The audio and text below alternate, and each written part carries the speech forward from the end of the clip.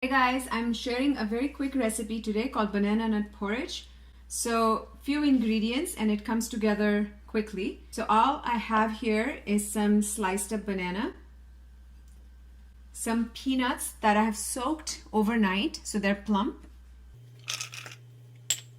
If the banana is sweet enough for you, you can leave it like that, or you can add a touch of agave and some ground cardamom.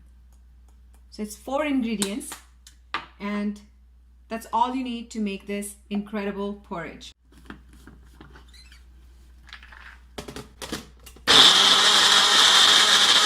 We have the blended porridge.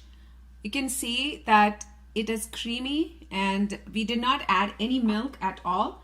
We just added a little bit of water to help grind, and because of the peanuts and banana, it gets this beautiful creamy texture.